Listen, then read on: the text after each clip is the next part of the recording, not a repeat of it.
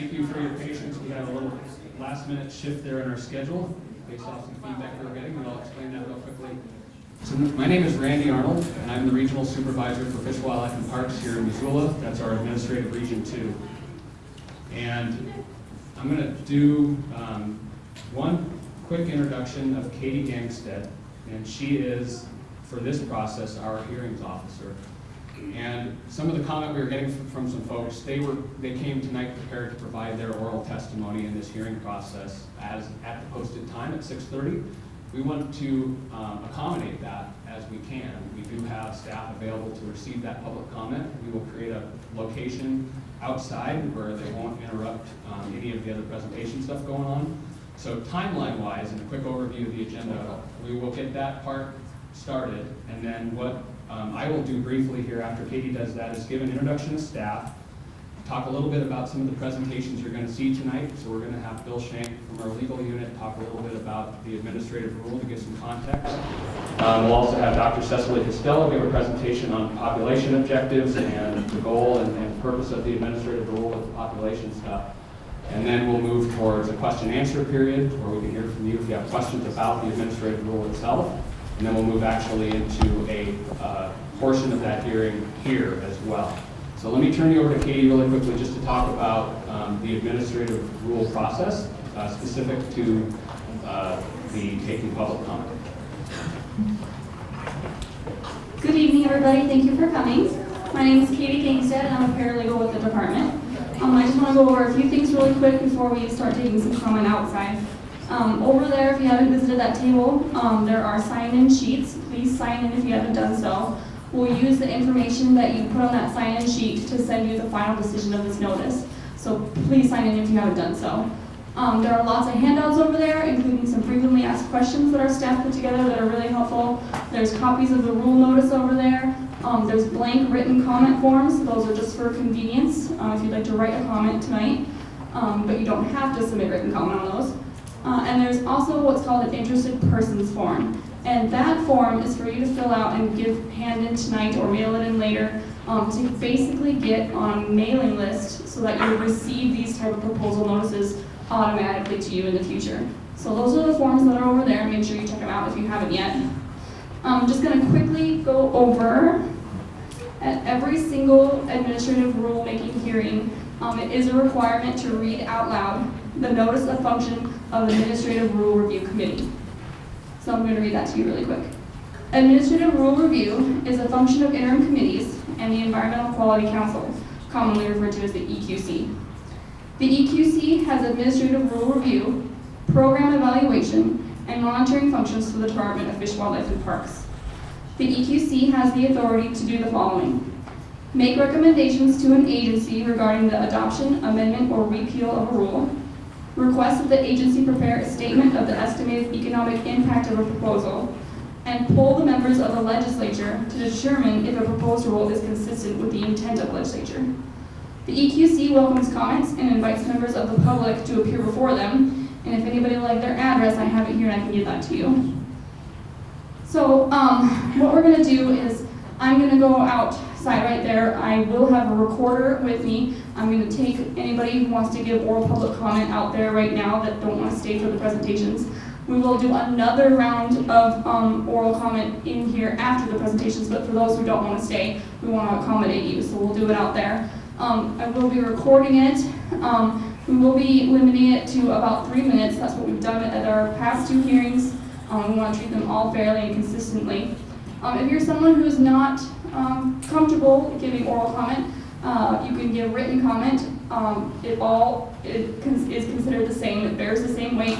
Doesn't matter if it's oral or written. So if you don't feel like giving oral comment, or if you don't get to say everything that you wanted to say tonight, you can still submit additional written comment. Comments are not a vote. They're not a tally. What we're looking for is substance. We want to hear what you guys have to say. So with that, I'm going to go ahead and head out there. And anybody who wants to come out and give comment to me out there, I will be out there. Great, thanks, Katie.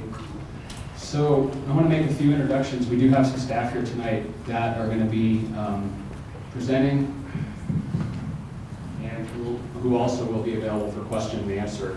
So I've mentioned Bill Shank. He's with our legal counsel. And Dr. Cecily Costello, who's here, will be presenting in a little bit. Katie Gangstead, who you just heard from. Linnea Schroer is our MEPA coordinator. Linnea is here. She'll be helping facilitate in just a minute. Mike Thompson is our Region 2 Wildlife Manager, sitting over there. Tori Ritter, for those of you who live in Missoula, there's Tori in the back. He is our new non-game biologist. So introduce yourself to Tori if you haven't anything yet. Scott Eggman is our Blackfoot biologist, over on the side. In the back, I believe we have Sergeant Aaron Berg and Kyle Miller, two Fish, Wildlife, and Parks wardens. Karen Steve, our administrative assistant for our wildlife division out of Helena, is helping out tonight. Lori Roberts, our research assistant, and Hillary Cooley, U.S. Fish and Wildlife Service Grizzly Bear Recovery Coordinator, is here as well. With that, Linnea, I'll turn it over to you. Thanks. Just really quickly, I want to really encourage people to stay for the presentation, even though we are providing that opportunity to give comment now for those who don't want to stay. I do encourage people to stay because we really have some excellent information here to present to you tonight.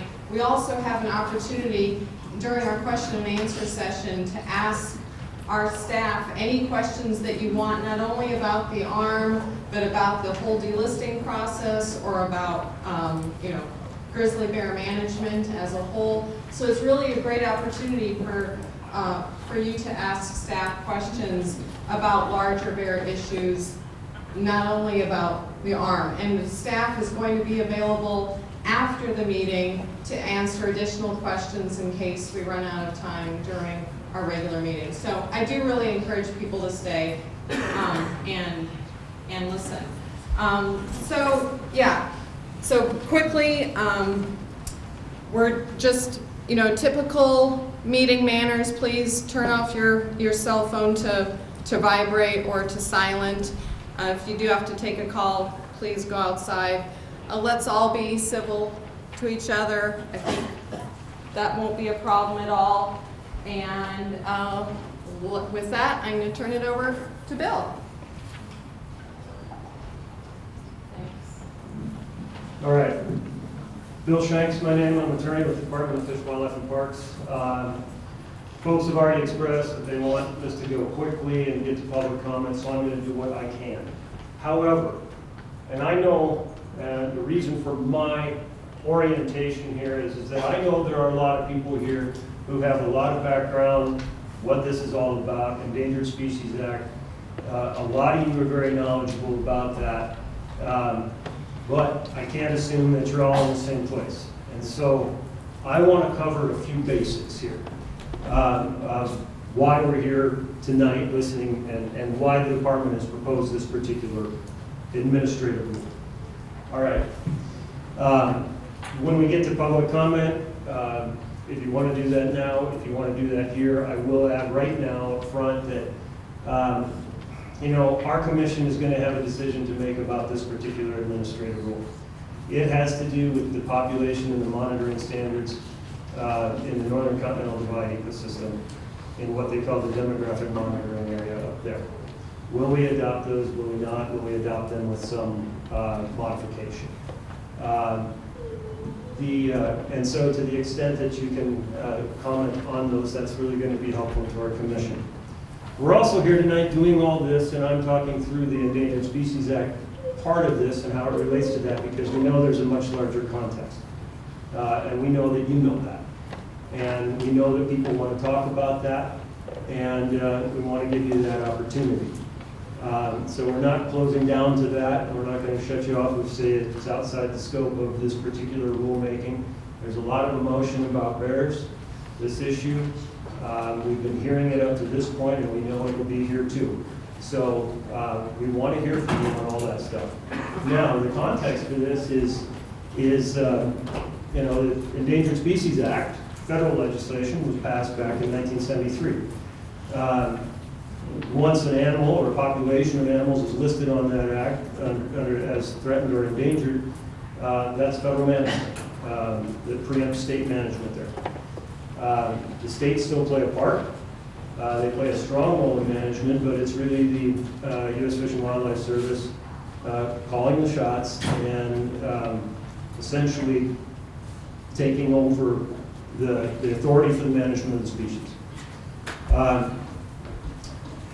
The grizzly bear was listed as threatened in 1975, and when it was listed throughout the entire lower 48 states. Whether the bear historically was in that area or not, that's the range of the listing, is the entire lower 48. So there's 5 factors to consider when listing a species. I'm not going to go through them. Just keep in mind that one of them, and one that we'll talk about here tonight, is the adequacy of regulatory mechanisms, whether they are adequate or not to protect a bear or a species and keep it from being endangered or becoming extinct. There are other factors that can be had to do with disease, potential for predation, habitat, any threat, basically any threat to a species will fit under those 5 criteria. So the bear was listed in 1975. It was very early in the process, listed as threatened, and once you list, the service is supposed to start into recovery planning. The original recovery plan for the bear was in 1982. They delineated 6 recovery zones. Northern Continental Divide is one of them. That's what we're talking about here tonight. Yellowstone's one of them. Cabinet Yaak, Bitterroot, Selkirk, and North Cascades. In 1993, they revised the recovery plan, and that was the point at which they announced, as a matter of policy, they were going to work on recovery of various recovery zones, but when they achieved recovery in a particular zone, they were going to attempt to delist it at that time. It was a sort of a one-at-a-time policy from back in 1973. Now, to delist, you have the same 5 factors that you use to list.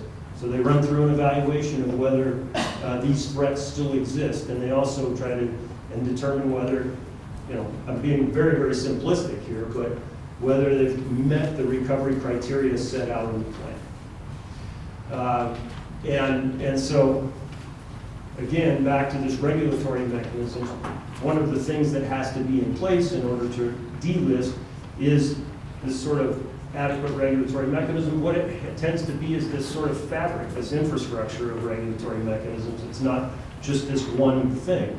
It's state law. It might be national forest management standards, things adopted in the forest plans that relate to habitat. In our case, we're not the national forest. We have no control over that. Our commission, we manage wildlife in the sense of both human take on wildlife, which may be through hunting, but we also work on control, work with private landowners, try to address problems that landowners have with wildlife.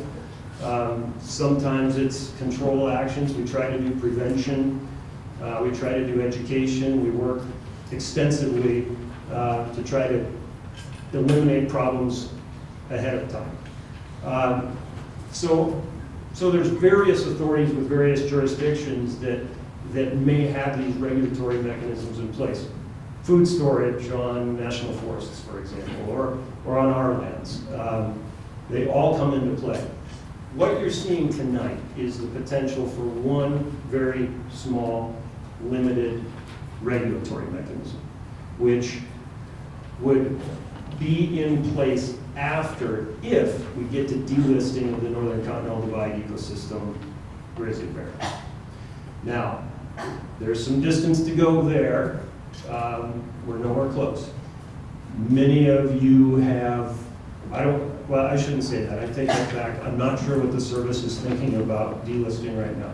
Many of you are aware there was a case just decided in Yellowstone, and the judge remanded and vacated the delisting of the Yellowstone grizzly bear. That's certainly going to pose some challenges, going to be a lot to think about for the service and how it approaches Northern Continental Divide. I don't know what the outcome of that will be. The department wants to be prepared with a rule in place that has the rule, it has legal authority to manage at a certain minimum level of the Northern Continental Divide demographic monitoring area. Cecily's going to go through more of that. How we got to the number that's in that rule, where that demographic monitoring area is, much more detail than I am. This represents to us a commitment long-term to keep grizzly bears on the land there. Some will want the number to be higher, some will want it to be lower. We think it's a healthy number, and that it is a commitment to management that not only serves as a viable regulatory mechanisms, but a commitment on the part of the state to have bears there for a long, long time. I'm going to wrap it up with that. Again, we don't know when delisting will take place. We don't know if it will hold when it does. There's a lot of unknown there. We want to be ready for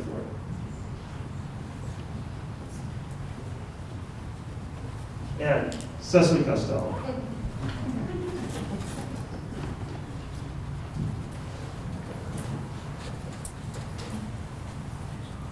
Hello, everybody. Is this working? Or do I have to turn it on? There we go. I think it's on now. Okay, so I'm going to describe what is in the rule. Some of you may already be familiar with it, but I do want to just give a breakdown of what's in it and what specifically it is that you might want to comment on tonight. As was just talked about, this is in reference to a delisting process, and as part of the delisting of grizzly bear populations, we've had this tradition of putting together what we call a conservation strategy, and that's kind of a post-delisting plan for managing the population and managing the habitat.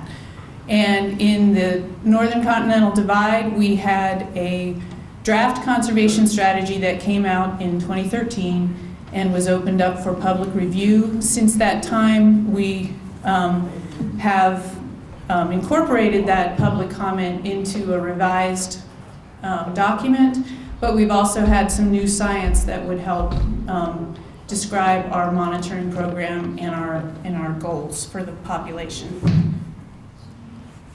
Again, this is has been described, and I have this on a poster if you want to look at it in more detail, but I just wanted to describe how this ARM rule will fit into a delisting process. And here on the left, you'll see there's the whole process that the U.S. Fish and Wildlife Service goes through to delist a species. Under those 5 factors, we specifically they specifically have to ask the question, does species still need protection under the ESA? And in answering that, they do have to look at what efforts the states and other organizations make to protect the species or habitat.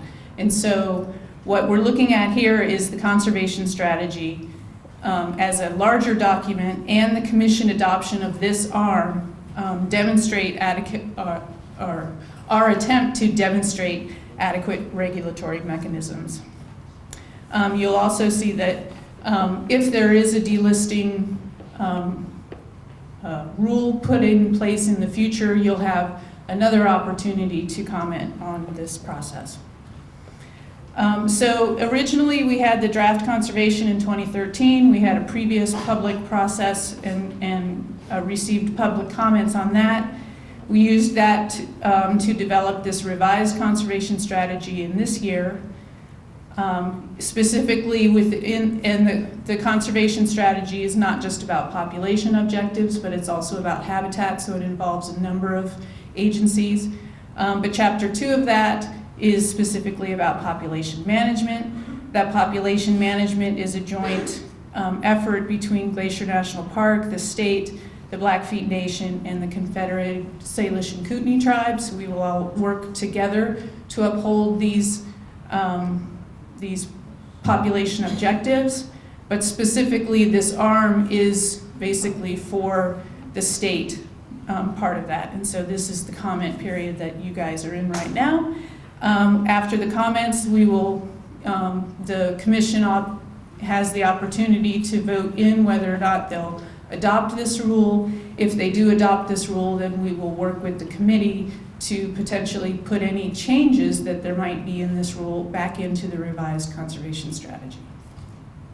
So our goal is to maintain a recovered genetically diverse grizzly bear population throughout the demographic monitoring area, and I'll describe what that is in a minute, while maintaining demographic and genetic connections with Canadian populations and providing the opportunity for demographic and/or genetic connectivity with other ecosystems, including the Cabinet Yaak, the Bitterroot, and the Yellowstone. So this is a map of the demographic monitoring area. In the blue, you will see the original recovery zone. After delisting, we would refer to that as the primary conservation area. Surrounding that is another area we call Zone 1, and together these two things make up the demographic monitoring area. So since 2004, we've been working on a monitoring program, and the information that we get and the bears that we capture and monitor all take place within this red line, this monitoring area. So what's in the rule is basically 3 different sets of objectives. The first is an occupancy of females with offspring. The second are population size and rates. And then the third part relates to connectivity, which we will monitor through spatial distribution and through looking at genetics.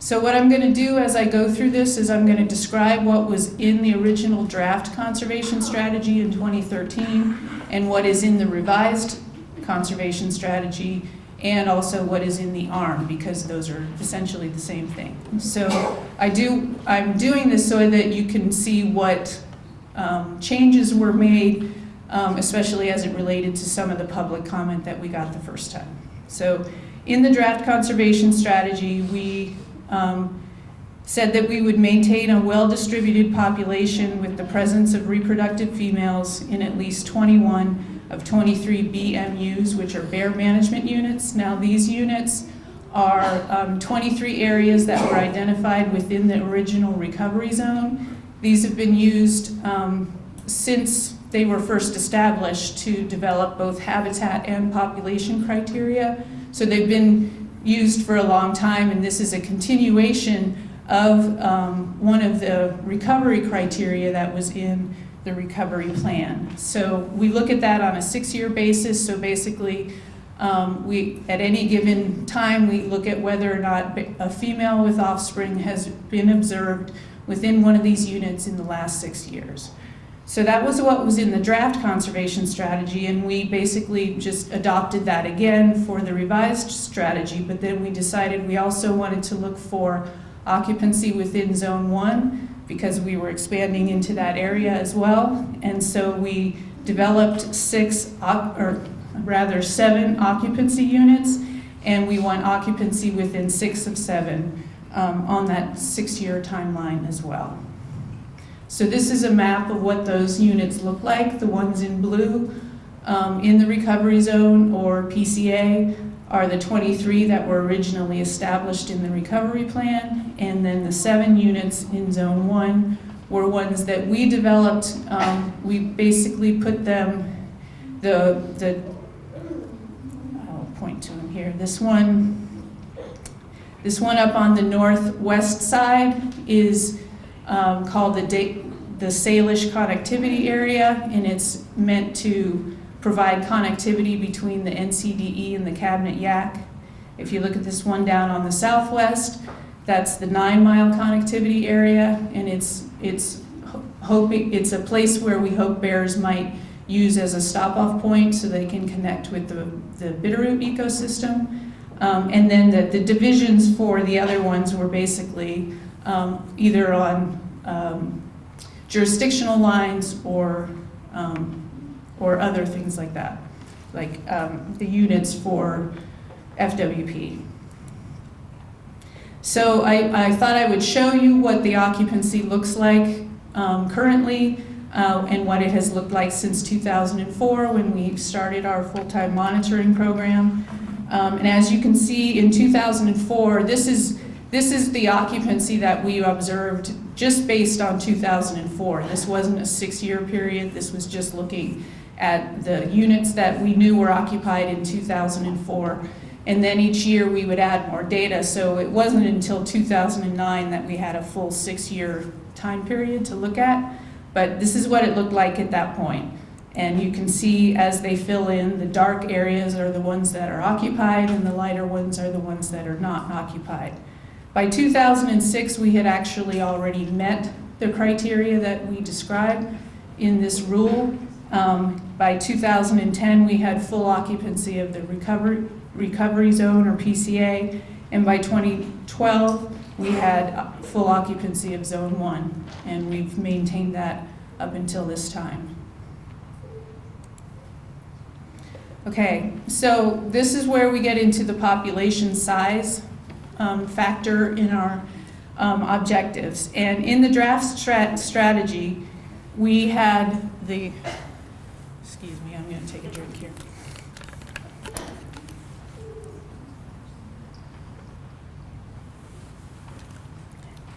In the draft strategy, we had the wording that we were going to maintain a minimum size of 800 bears in the PCA and Zone 1. For the revised strategy, we decided to make that a little more strict. And it's sometimes hard for me to explain this to you, but I was thinking one way to explain this is if we use the original draft language and we say, well, we want a minimum of 800 bears in the ecosystem, then we could have a population estimate that was 801, right? But if we have a population estimate, any estimate that we have, we know has some uncertainty with it. We can't count bears that accurately. So if we have, say, a give or take 100 bears, and we say we want a minimum of 800 bears, but there could be 701 instead of 801, then you're not really meeting the criteria, are you?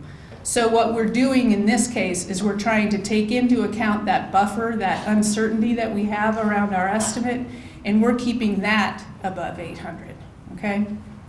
So I'll describe a little bit about how we do that by first telling you about our monitoring program. So since 2004, we have been capturing and collaring a sample of radio-collared bears.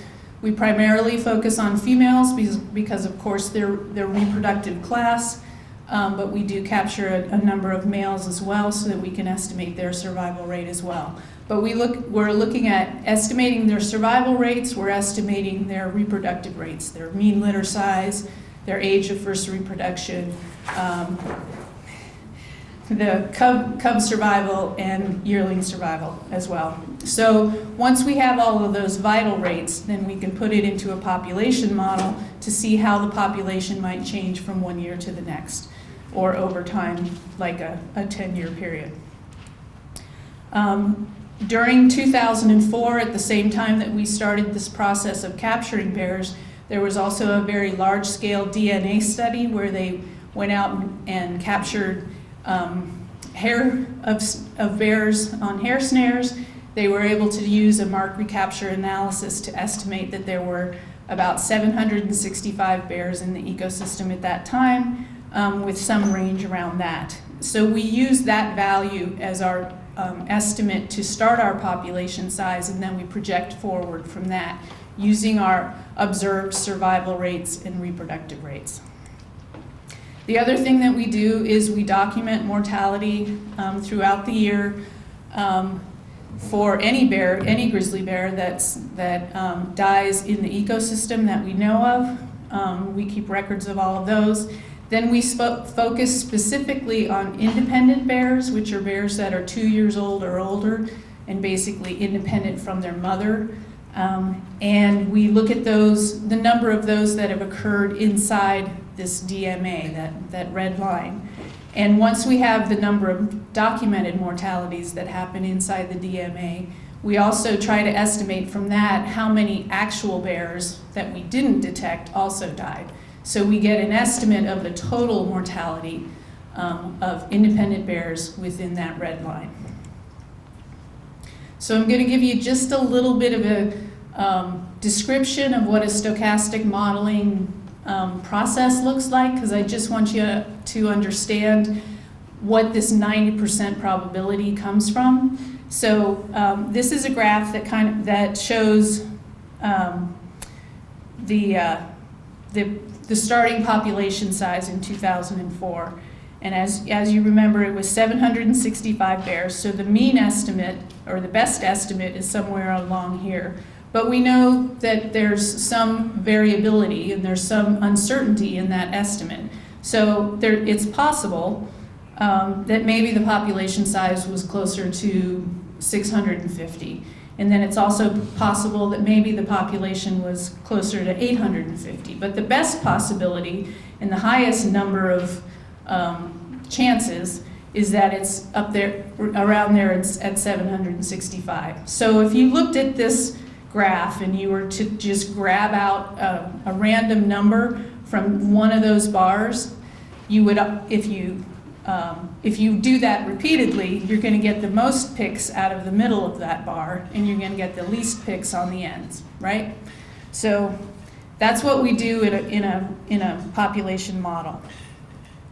We also do that for all of the other factors that go into the model. So we have one for cub survival, we had one for yearling survival, we have one for independent female survival, independent male survival, litter size, and the proportion of females that have cubs in a given year. Okay, so we can randomly pick all these numbers.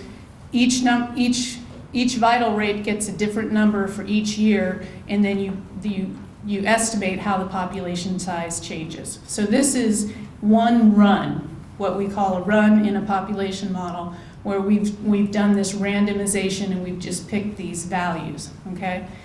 So this is kind of an average one, and you can see the starting population is pretty close to 765. You can see that there are some periods where the population is growing from one year to the next.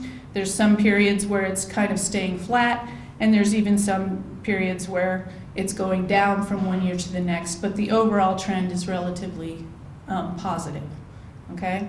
So this is one potential run that you might get running this model. This is another potential run that you might get it, where it's pretty much flat over the whole period, and so you're not seeing much growth. But then you also have the other option where you could get it like this. When you do that over and over and over again, a number of times, you get a whole distribution of what they look like, okay? And when you average those, that's how you get the estimate. So you take all of those together and you get an average estimate for each year. So I want to show you kind of how this has played out with our population modeling since 2004. And this graph here on the left is going to show you what the population growth, estimated population growth looks like. And the graph on the right is this probability that the population is above 800. So we want that to go above 90%, this dotted line here. And then when we're looking at this one, we want this kind of darker blue shaded area to also go above 800. Okay, so you can just follow it as it goes through the time period. So as you can see, as the population is growing, because we do have a growing trend, the probability that the population is above 800 is getting higher and higher. Obviously, in 2004, if our estimate was 765, we have a very low probability that the population was above 800, right? Because not very much of that buffer or that uncertainty falls above 800. But at this point, in 2018, our estimate for the population size is 1,047 bears, and we have a very high probability that the population is above 800 bears. So, when we use that information, we are going to specifically be looking at independent female survival rates, independent female mortality numbers, and independent male mortality numbers. And these are the things that we can report on an annual basis to see where we feel we are on that scale. In the original draft conservation strategy, those were fixed values. For this revised strategy, we allowed those values to vary depending on where you are relative to that 800 number. So as the population, if the population size is much closer to 800, down there on the lower end, we have to be very conservative with these rates. As the population gets very high, or higher, then we don't have to be as conservative with those numbers. We also have to be more conservative with the less certainty that we have. So if we change our monitoring program in the future and we have much less information about what our population size is, then we have to maintain a larger population size so that that buffer is there and we know that the population is staying above 800. So just to give you an idea what these look like in the draft, this is the female survival objective. In the draft conservation strategy, we basically just had a kind of a fixed rate of 90% female survival within the PCA in Zone 1. We maintained that fixed one of 90%, but that's kind of the minimum. Besides that, we also have to have a rate that is at or above the minimum level, consistent with a projected probability of at least 90% that the population will stay above 800. And these are estimated on a 6-year average. For female mortality, it's kind of the opposite of that. So we're looking at the numbers of independent female survivals or mortalities will not exceed 10% of the estimated number in the draft. In the revised, we kept that 10%, but then we added the additional caveat that the number had to be at or below the maximum, consistent with that 90% probability. And then with male mortality, in the draft strategy, we had determined, or we had written that the independent male mortality will not exceed 20% of the estimated number of independent males. This actually is sustainable for the long term, so it would be possible to maintain this, but we find that if you have much more male mortality than you do female, you end up with a little bit of a skewed sex ratio, maybe more skewed than we would desire, and so we changed that to 15%. So now I just want to kind of show you how this would work in the future. So this is an example based on kind of where we are now, and at a population of roughly 1,000 bears. And so if you look on, these are the population trajectories. They start in 2004, like the graphs that I showed you, but then starting in 2019, they're projected forward. So they're taking all of the rates that we have here, but they're varying what the female survival rate is. Okay, and so if we had down here you have a female survival rate of 0.94, and at the top you have 0.9. So as you reduce the female survival rate, the population trajectory goes down or goes up, depending on what rate you use. And then over here you have that probability that the population is above 800. So what we want to do is we want to maintain this green line basically above that 90%, not just for the 6-year period that you're going to put a number on it, but the 6 years beyond that as well, so for 12 years. So if you look at that as your criteria, then we need to stick with a female survival rate of 0.92 or higher, okay? This is the same thing. This is an example if we had a lower population size. So this is basically kind of, this example is kind of using what we might have used back starting in 2013 when the population was lower. And as you can see, these trajectories are much closer to 800. And so we have to have a female survival rate of 0.93 so that we can bring the population back up to that safe range, okay? And then this is an example, if the population were to increase up to, say, 1,200 bears, this is kind of just projecting our current rates well into the future and then projecting again, then we could still have the population remain above 800 bears with 90% certainty, even if we had 0.91 for our female survival rate. So basically that gives you an idea of how this modeling will work. This is one more example I just wanted to show in terms of where we are. So this is kind of going back in time, back to that 2012 time period, and projecting what the thresholds would have been, and compare that to what we actually have observed in the population. So if we look back, starting in 2013, we would have wanted to maintain a female survival rate of 0.93, and our survival rates were 0.95 and 0.96 over the time period, so well above what the threshold was. If you look at the numbers of mortalities, we were well below the thresholds as they were set for both males and females.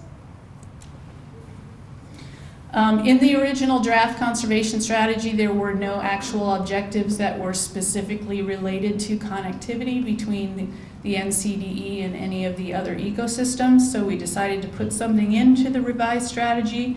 And basically we want to monitor demographic and genetic connectivity among populations over time. The first thing we do is we're going to estimate the spatial distribution of the NCDE grizzly bear population at least biennially, perhaps every year. And the way that we do that is we have a 7 by 7 kilometer grid that we kind of place over the whole western part of Montana, and we look at we fill in the cells that have verified observations of bears during the last 10 years, and then we use a little smoothing parameter to kind of put a nice neat line around that, and then we can look at that over time. So again, this is a little time lapse to show you how things have changed since 2004. I would point out to you that even in 2004, the recovery zone was completely occupied by grizzly bears. Much of Zone 1 was also occupied by bears, and there were bears spilling out of both of those zones, especially on the east side. I'll also point out these connectivity areas. Besides the 2 connectivity areas I mentioned earlier, this area down here is an area we call Zone 2, which is an area where we're hoping to have connectivity between the NCDE and the Yellowstone. So this is basically how the population distribution has changed since 2004.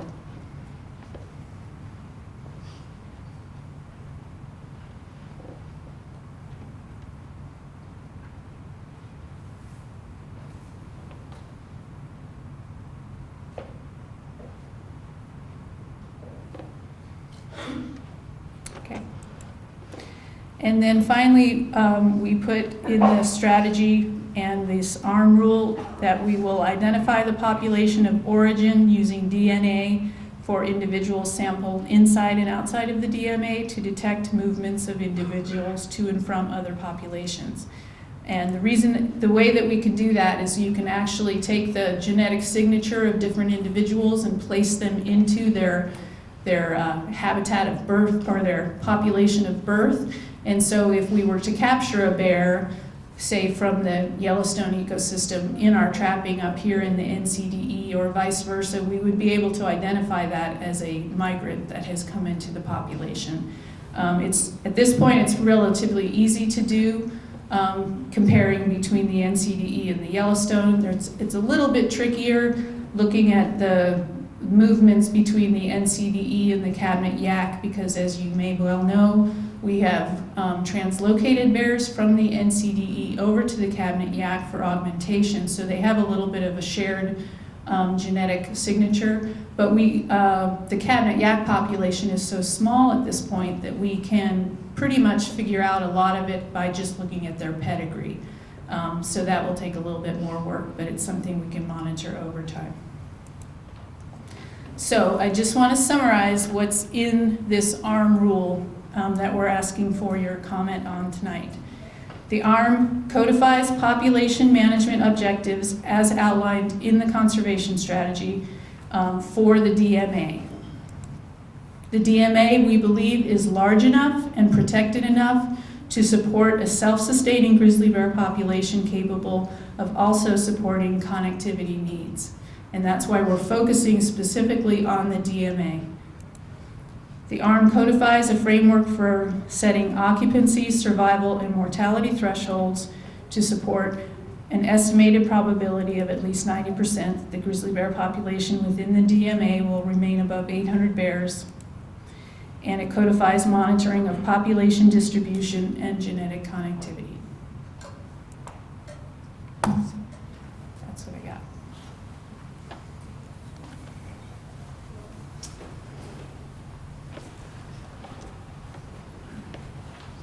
Thank you very much, Cecily.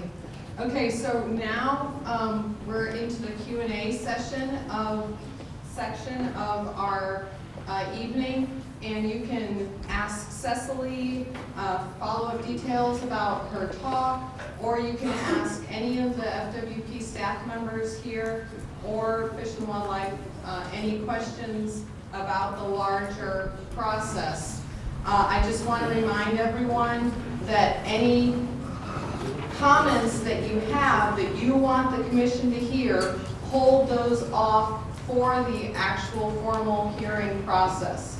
If you say that during this question and answer period, staff members will hear you, but the commission won't have an opportunity because they're not here. And if you want them to hear your comment, be sure to save that for the hearing process or write it down for them to see. Okay, so we will move the microphones around so that everyone can hear people's questions, and then the appropriate staff can answer. Yes. Thank you. It's a question for Cecily. I'm just curious on the population objective of 800. If I understood you correctly, you were saying that the 90% confidence interval on that, the lower limit of that 90% confidence interval would be 800 or above. Is that correct? Yes. Great. So the follow-up question then on the current estimate of 1,047 bears, what is the 90% confidence interval on that estimate? Thank you. Okay, I guess I should back up. It's not really a confidence interval, first of all, and we're not looking at it. We are specifically saying that 90% of our probability has to be above 800. So it's not exactly the same as a confidence interval. I can give you the. I can look it up if you would like the information. I can tell you what the actual number is, but you can kind of see it in those graphs as well. Wasn't a very clear answer, sorry.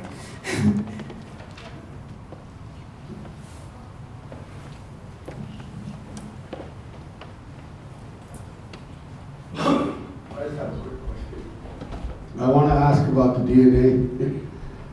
How did they separate that? Because on Blackfoot, people live up by Edmonton, we live all the way to Jackson, Wyoming. How did the DNA get different? It should be exactly the same. They're not exactly the same, and even populations that are not strictly separated, like the Yellowstone and the NCDE are, they've been separated for what we believe is probably 100 years. But even populations across more of a gradient are going to have differences in their genetic material.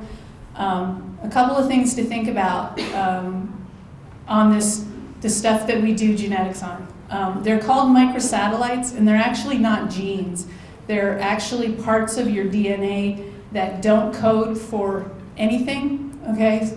So what they are is they're very prone to mutation, and so they can be very variable. And so they depend on who your local breeding population is, okay? So they can change a lot relatively quickly because they're not selected against when you have a mutation. And then they can vary a lot just by the local population. So it's not that grizzly bears in the Yellowstone and grizzly bears in the NCDE are any way significantly different in their genetic makeup. They're completely able to interbreed, and they are the same species. They have very much in common in terms of all of the genes that they express, but they have these really minor differences, and those are what we look for. And when you look for these microsatellites to use in this kind of analysis, you specifically look for ones that have a lot of variation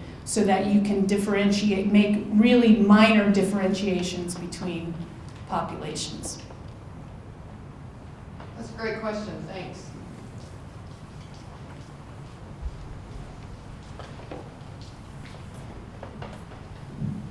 Thank you for a really nice, clear presentation of how the FWP plans to monitor the population, at least according to the ARM.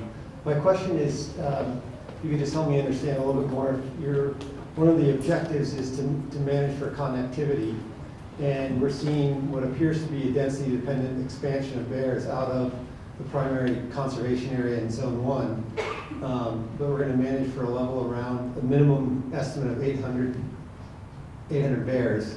When I watched your graphs, they weren't moving outside of that area at 800 bears. So I was wondering how that works, what I missed, or how that works within this ARM in terms of encouraging connectivity when we don't really start to see that expansion until we are closer to your current estimates around 1,100 bears. One thing that's not, that is in the conservation strategy, in the conservation strategy, we have a detailed appendix that kind of goes through this process. And one of the things that we mention in there is that part of this model, and I'm going to admit this freely, that at this point in this model, we have not taken into account bears that migrate out of the DMA. We obviously know that that is an effect on the total population size, so we are going to incorporate that into the model so that bears will be essentially subtracted because they emigrate away, okay? And that, so basically the rates that we're going to uphold, so the survival rates and the mortality numbers will only be applied after we've subtracted those bears that have moved away, okay? So it is actually allowing for bears to emigrate as part of the model, okay? It'll be post-emigration numbers before we apply the objectives, the thresholds.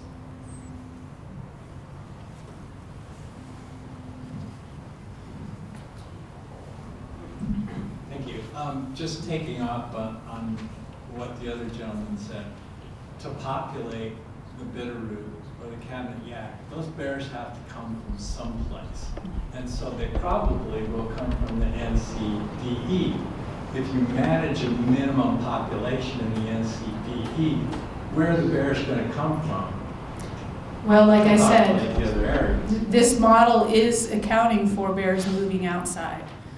And some bears are going to move outside. I Right, mean, but when he mentioned population density, you have to have enough population density in the NCDE to give those bears motivation to move into the other areas. Is that not correct?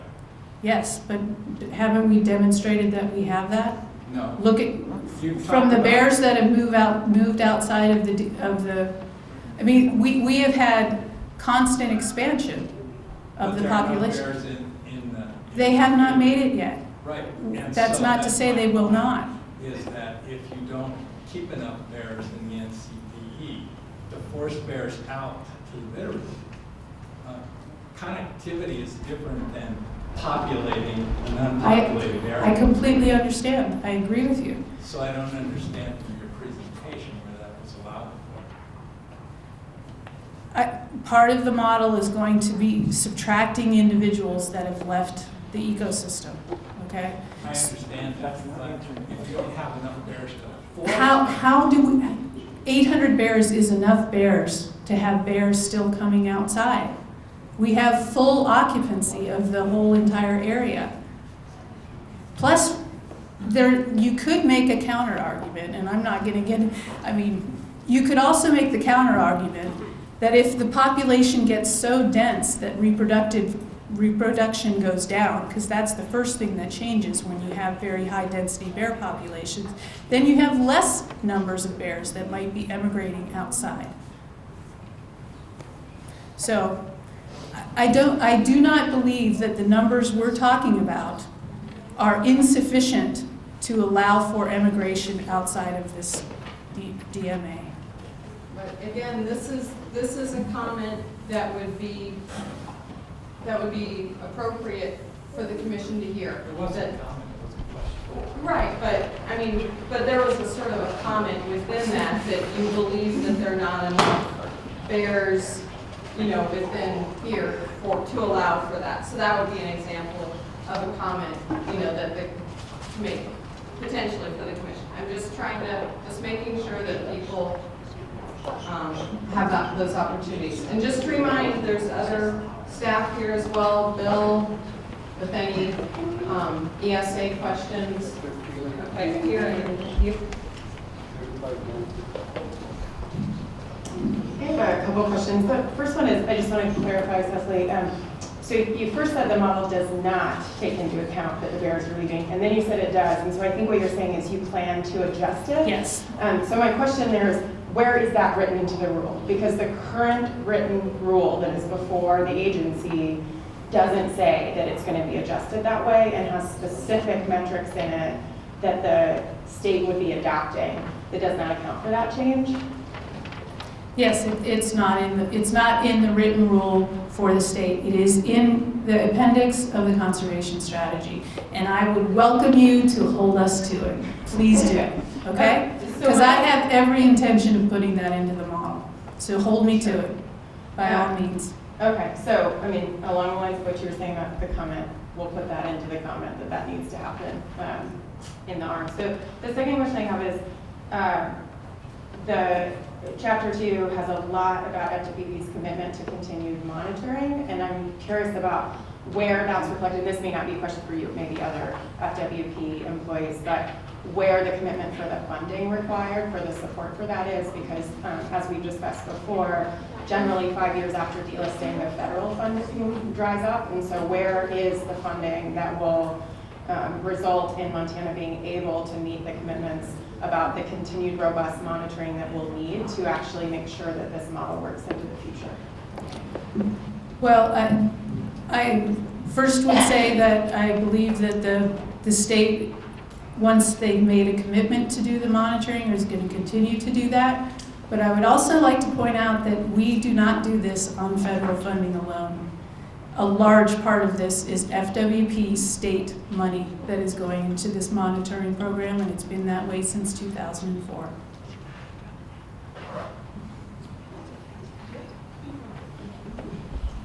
Hi, Cecily. I was just noticing in the modeling that you showed that the bears don't seem to be moving into the 9-mile connectivity area at the same rate as the other areas. I was just wondering if you have any theories or information about why that is.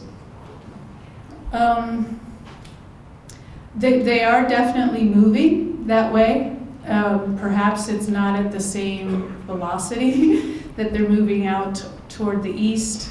Perhaps it's related to human densities. I'm not really sure. I'm not sure I can answer that. I would be speculating. But it has been a steady progression.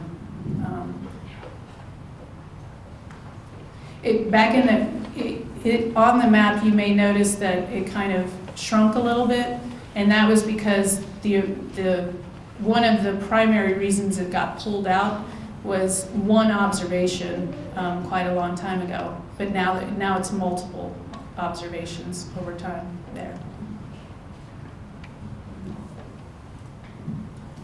Just stepping back a little bit, I was wondering where this population of 800 estimated to be a viable population came from, and what makes you think going forward, knowing what we know, that that is a viable population to maintain this population? That's a good question, and it was something that I did fail to mention in this. If we look at this time period when we had the occupancy, when we met the occupancy criteria for females with offspring, it was back in 2006. And then if you look at,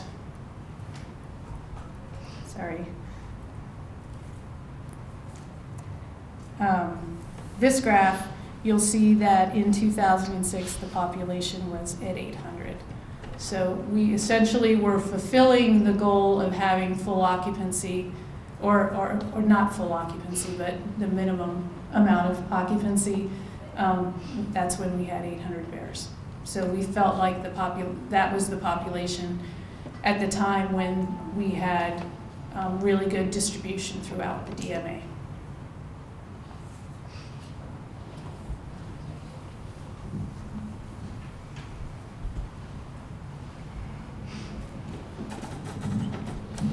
The 34th Grizzly was just killed in the NCDE because of a hunter conflict.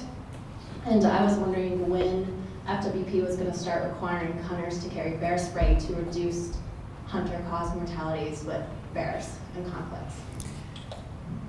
I'm not going to answer that.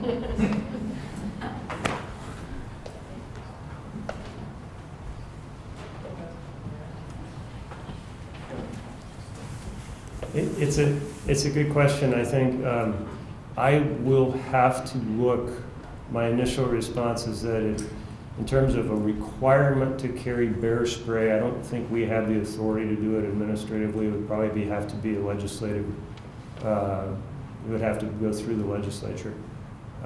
So it would have to go through the lawmaking process, but it's a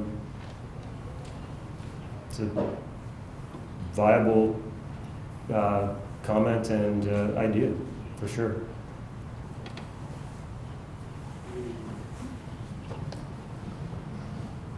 Thank you. This is weird. I have a question for an active U.S. representative, if possible. I'm just wondering if and how Monday's decision from Judge Christensen is impacting, how the plans for the future of the NCDE bears.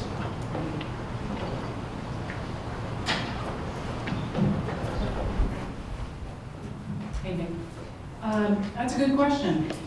We received the opinion, of course, we're looking at it. It's 48 pages and it has a lot in there. And so there's discussions ongoing, at all levels with the Department of Justice, with the Fish and Wildlife Service, the Department of Interior. It's going to take us a little while to digest that and figure out what it means for the NCDE. So I really don't have a better answer for you other than that. You'll hear sometime in the near future, I'm sure, what our plans are, but I don't know what they are right now. Okay. Any other questions?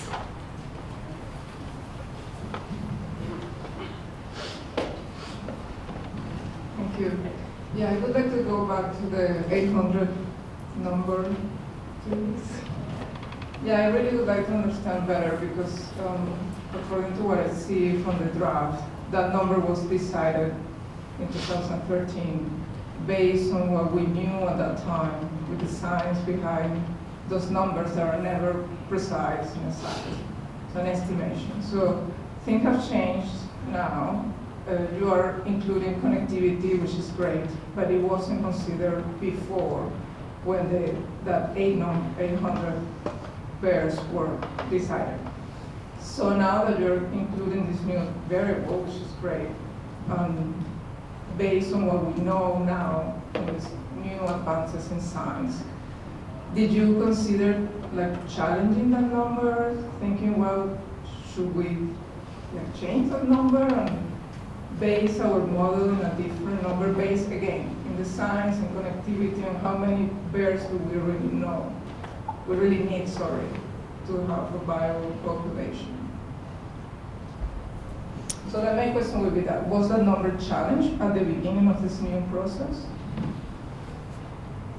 I guess I would have to say it probably was not. But the new process essentially makes it so that the number 800 is hopefully never going to happen again. Because we know we have enough uncertainty that we can't let the population get down to 800, or our population estimate. So we believe it's enough. Based on the fact that we have filled up the ecosystem. Sometimes I'm not really sure what people expect when you keep wanting more and more bears. There is going to be a limit in terms of how many bears can fit in this red area.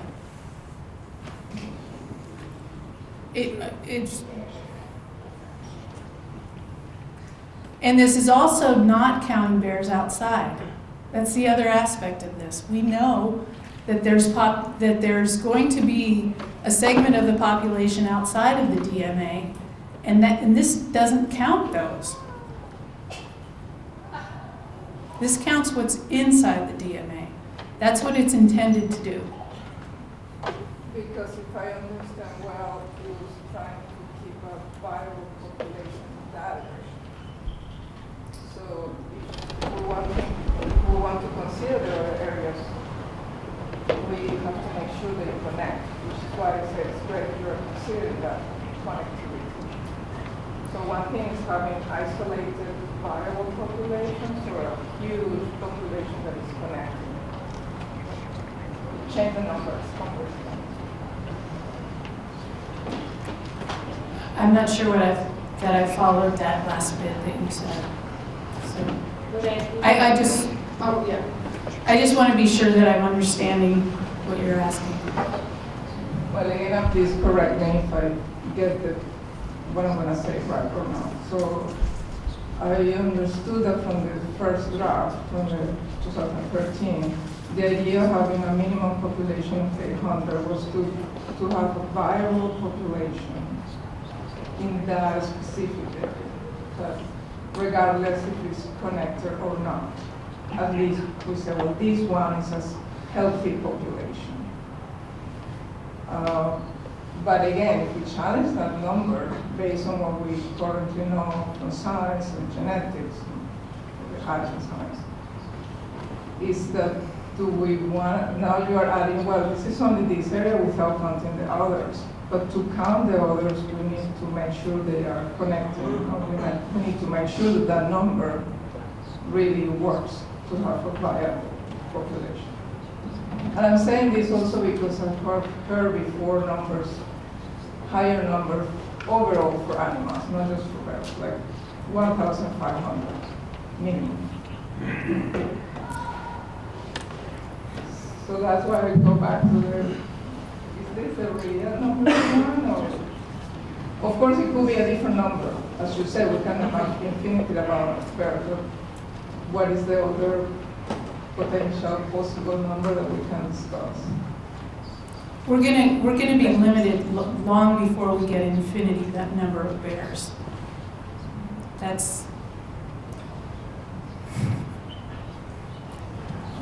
I'm not sure what else to say about that particular question. There is a maximum carrying capacity that the land will tolerate. Under 22 units that you have established, do you know in any of those units, are you getting close to it, exceeded it, or someplace in there? Because if you don't, they will depredate each other and kill themselves. Well, yes. We see some of that behavior already, and It could be related to to the fact that bears are getting too dense. But it's also kind of a natural part of bear behavior as well, so you don't want to only chalk it up to high density.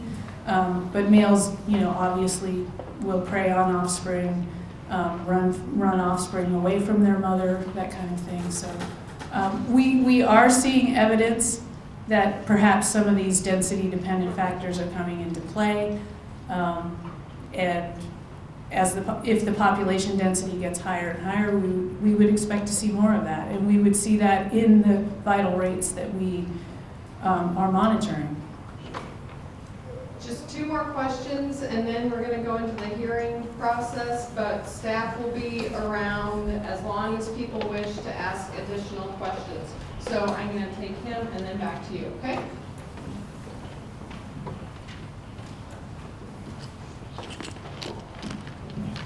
Hi. Saw that from 2013 to 2018, the conservation strategy was updated to include monitoring for connectivity, correct? And so I'm wondering how monitoring actually achieves that long-term goal of connectivity. Because of people like you. I mean, honestly, we can't guarantee that bears are going to make the movement across a matrix of public and private land between these ecosystems. The place that they're moving out of, the original recovery zone, which is 91% public land, and the area that they have to traverse to get over to the Bitterroot, which is also probably highly dominated by public land, they're traversing a set of circumstances that are very different. We cannot guarantee they're going to make that movement, but we are trying to give them the opportunity, and we're hoping that by showing you how the population is changing over time, that you will have some confidence that we're trying to make that happen. The other thing is that we have a variety of people that have been working on grizzly bears in these ecosystems for 2-3 decades, trying to reduce bear-human conflict, trying to make the landscape welcome for bears when they need to, and we're going to continue to do that work. And a lot of it relies on people having enough tolerance to allow bears to exist in these areas. And that is something that is really important in this. And so when you constantly focus on there's not enough bears, and some people are dealing with a whole lot of bears, it reduces their likelihood of allowing those bears to persist. We need to have tolerance, and tolerance is hard to buy when everyone's fighting about how many bears there are. Hey, Cecily, you all asked for comments on the population goals in that, so for you to then tell the audience it's inappropriate to ask questions about those numbers. You know what? It's really out of line. I'll agree. I'm sorry. I'm sorry. I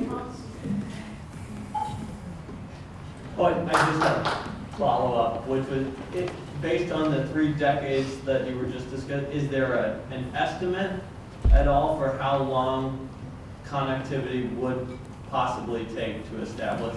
Not at this time, but I'm actually going to try to work on that soon. We are hoping to do some sort of analysis to look at that specifically. Thank you. Before we take the last question, I just want to say, I know emotions are run high about this issue. I just want to stress how much people are in all of the agencies who have been working in this process. They are committed, yes, absolutely, to the bears. They're also committed to the people on the landscape, both urban and rural, and it's a very difficult balancing act, which they try to follow, and just hope everyone remembers that. Okay. Thank you. You mentioned that there is an upper limit to the number of bears that the area can sustain. Has anybody studied that, or is there a number for the upper limit, or are we just dealing with a minimum? I'm going to give her a break real quick. So it's really hard to estimate carrying capacities with any wildlife species, and deer, and it's because we can't count them all. We know their home range sizes, and so there's always estimates, but it's really hard to know how many will fit inside a particular area. Okay, gonna turn it over to Katie now, just for another quick recap of the process. Yeah, so we're gonna go ahead and move into the part where we take your public comments. First of all, can I just get a show of hands to see how many people want to give oral comment tonight? You just raise your hands. Okay, so there's actually not a ton of you. So we're just gonna move this microphone stand up here. What we'll have you do is we'll have you come up one at a time. I will set a timer at 3 minutes. If you could state your name for us, and if you want to tell us where you're from, that's great too. I'll start the timer after you say your name. This part of the hearing will be recorded. If you don't get to say everything that you want to say in the amount of time, please submit additional written comment. We also ask that the audience stay quiet during this portion. We want to hear the comments, so please no cheering, clapping, booing, none of that. We just want to have it silent in the room. Thank you. Give me just a second to get set up and we'll take your comments.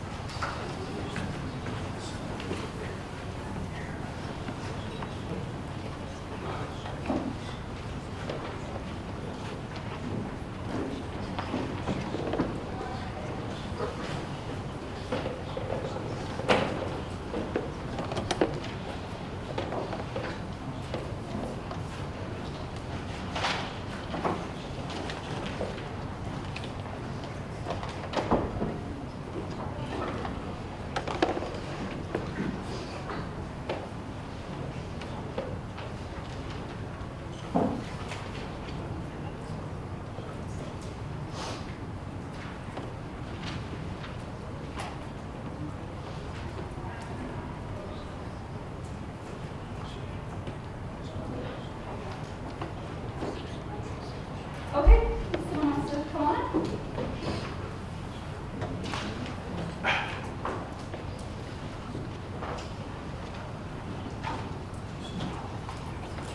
Ma'am, I really got long name.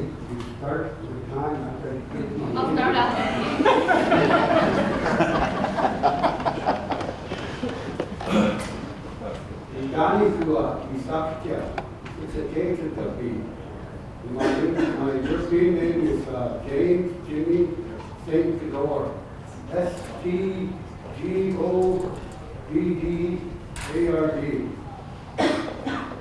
And here to speak for Books of Gooey. That's his real name. You guys call him Grizzly, but his real name is Books of Gooey. You give him a name, you just don't go and shoot him in the head. The reason I'm here is for 44,000 years of knowing this spiritual being. And his name, Idanikwa, is Books of Gooey. And he has more right than any man living on the United States. My comment is that the science, the DNA, I just heard it, is different. No way.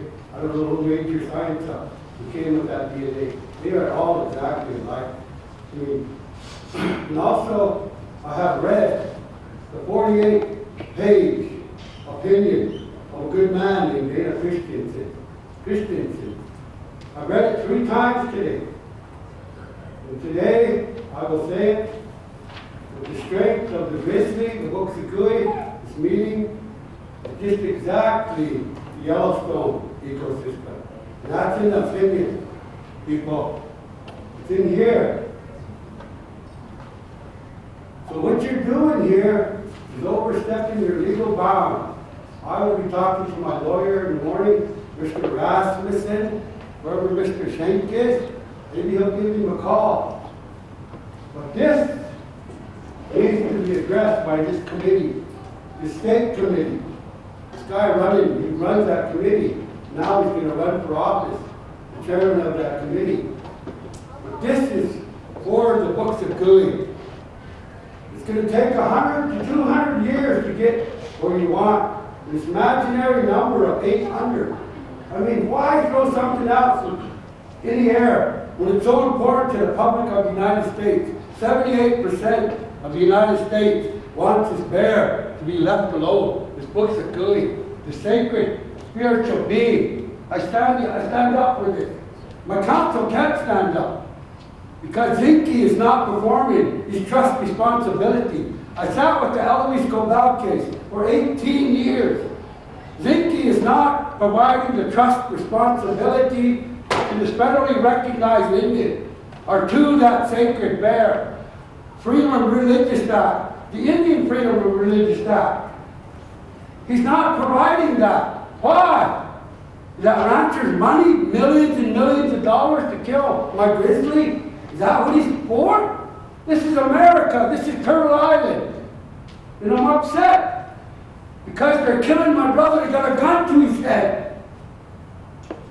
Is that cow that important? That cow don't bring the tourists in. $32 billion last year. For the grizzly, the bear, and the buffalo. Not that stupid cow. Thank you. Yip, yip.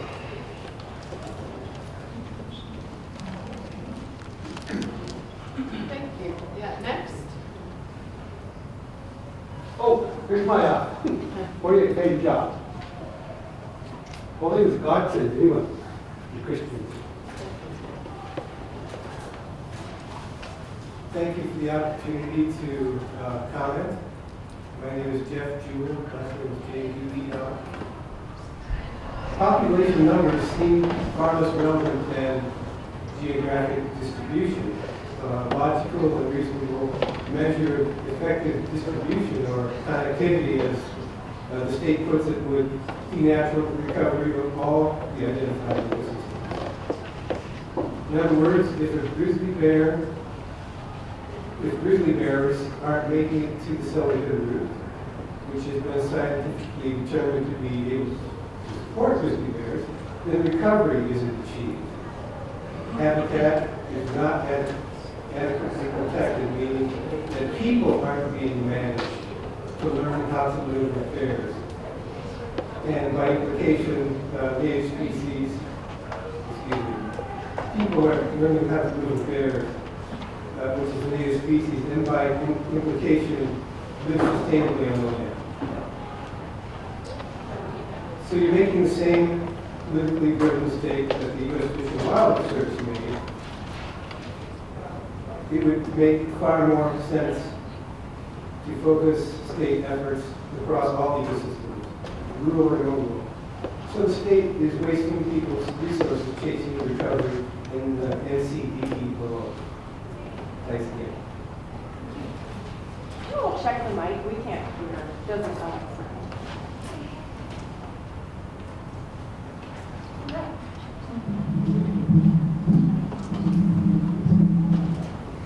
Thank you.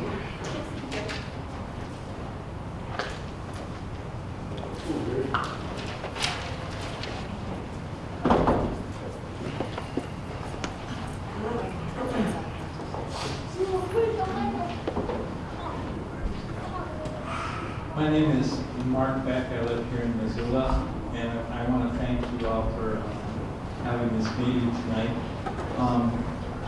I love bears. I've lived with bears in Wyoming, Alaska. I love to see them. I've had them in my yard. I've never had a conflict with them. So I appreciate bears. I believe that humans and bears can live together. Managing a population for the minimum viable numbers, I believe, is an abhorrent stewardship of our ecosystem, of our earth, of our fellow animals. The other thing that I would like to say, and taking off greatly from this lady's question, was that managing this one population from the range without considering the number with connectivity and trying to populate these areas as this 800 population number was come up with is not current good science.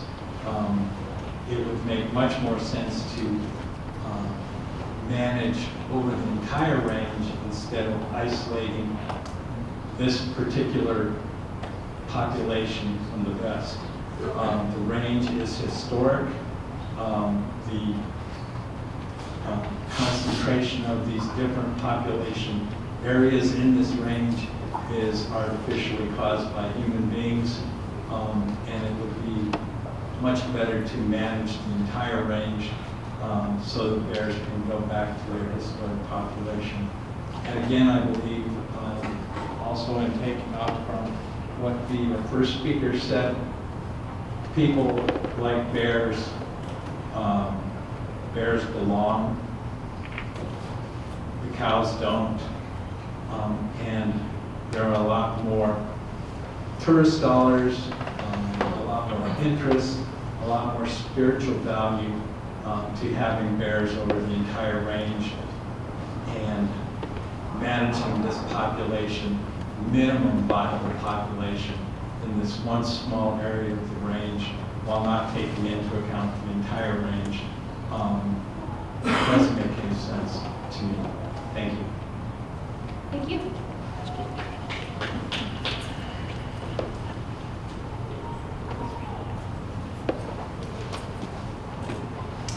Further comment?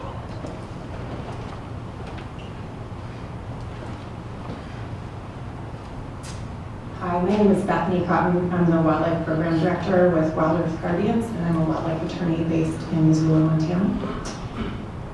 I want to thank FTP for the process and for opening the public comment period. I think it's quite impressive to have the state step up, but I do think that part of the tension that is borne out today is actually a product of the state limiting this comment period to just Chapter 2.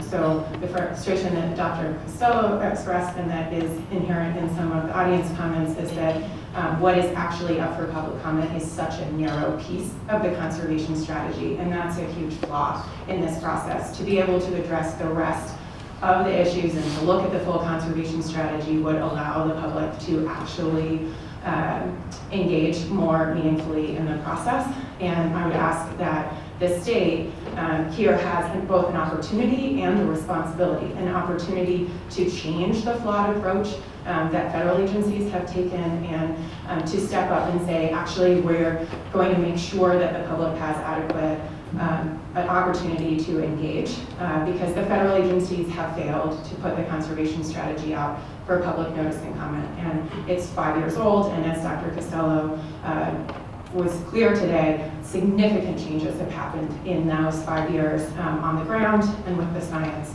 At a minimum, the ARM must include a clear funding mechanism to ensure that monitoring does occur into the future. It must include a clear commitment to alter the model to account for bears leaving the DMA, and it needs to include measurable criteria to achieve and ensure connectivity, not just monitoring. It is not an adequate regulatory mechanism under the Endangered Species Act if it is not an enforceable criteria that actually achieves the outcome, not just these lip service or monitors where bears are moving. I also think it's important to note that FWP is dead wrong in its statements to the press that Monday's court decision does not impact this process, and I want to read from that decision. The opinion at page 14 states, the service's approach, evidenced first by this delisting and by its proposal to delist the other significant population, the Northern Continental Divide population, does not square with the ESA as a matter of statutory interpretation or policy. Here, the service is engaged in a process of real-time balkanization criticized by the DC Circuit and Humane Society. Moreover, it is illogical for the service to determine that because the populations have not interbred for many generations, making them biologically distinct from one another, it is appropriate, without further analysis, to reduce the chance that they will interbreed in the future. The ESA does not permit the service to use the distinct population segment designation to circumvent analysis of a species' well-being. And FWP can make sure that actually happens. Thank you.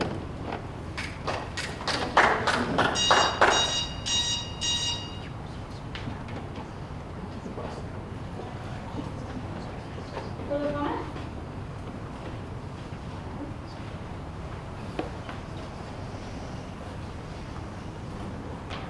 My name is Tom Buchler. I'm from Stevensville, Montana, and I'm a board member of the Montana Wildlife Federation. And Montana Wildlife Federation is going to be providing written comments. And I was going to get some of these verbally today. I think to begin with, I think Montanans have something to be incredibly proud of, and that is the restoration of the population in the NCDE. I was fortunate enough to be working on grizzly bears back in the 70s and through the 80s and 90s as a biologist for the Forest Service, and there has been a lot done, and I think we tend to forget what has happened over the years. As we look at the demographic objectives, I think the 800 it's sound, it's robust, the 90%. At the same time, I heard comments tonight that people may want to see that a little bit higher, and Montana Wildlife Federation would have no problem with increasing that number. I don't know what that number is, and we'll leave that to Dr. Costello and some of those to figure it out. I think the independent mortality, the survival rates, all of that is really good stuff that has been included in this new, or in the ARM, and I think we want to continue with that. Following up with one of the last speaker's comments about, we looked at the entire conservation strategy. We just couldn't look at Chapter 2 and just the demographic portion of it. And I think the connectivity issue is a significant issue. Like what I heard tonight about putting more emphasis on that, because we do have to have this interchange between the Cabinet Yaak, the Selkirk, the Selwyn, and the Greater Yellowstone. And it's going to be difficult, as people are saying, with the different landscape come with a whole different set of problems. When I first started working with bears, it was mostly federal land, and it was keeping horse pellets and feed away from animals or from bears. And today with your private land, bird seed and everything else that comes along with it, I just think that we're going to have an incredibly more difficult time in moving forward. This conflict prevention is going to be incredibly important. Montana Wildlife Federation will be there. The National Wildlife Federation has been helping. We've been doing some really good stuff on the front with carcass removal, livestock carcass removal, and we're going to continue to do that, and we want to see that continue as the state moves forward. Forest planning is going to be a big issue here. We've got several forest plans, the Lewis and Clark and Helena. We've got the Beaverhead Deer Lodge. Lots going on. The Flathead. We've got to make sure that those forest plans they're just such an integral part of the whole process. Another thing that MWF thinks we need is we need to look at a statewide management plan, for bears. Then we can deal with a lot of these connectivity issues, future conflict prevention, hunting. All of this stuff could be, formalized and looked at in a statewide management plan. And we heard tonight, and one of our comments is also on funding. And federal funding has been an integral part of a lot of this, and with the reduction in that, we'll just have to look at other sources and be able to make sure that we're able to monitor this population, with the conflict prevention, and the things that we're going to do. Thanks for the opportunity to come. Thank you.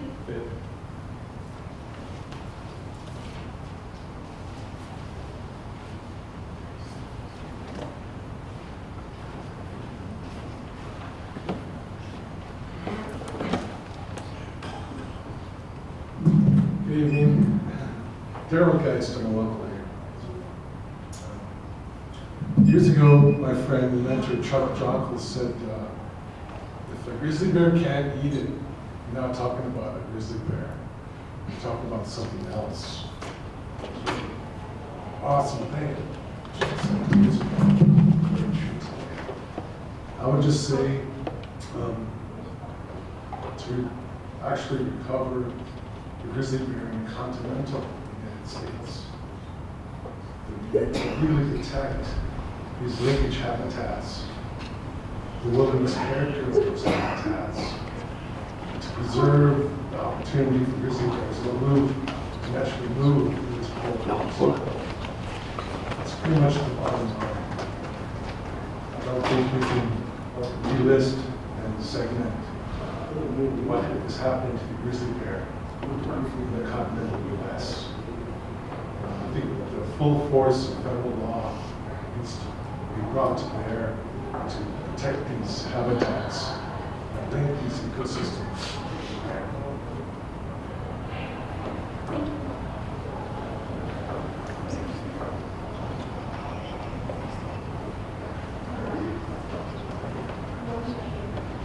Further comment?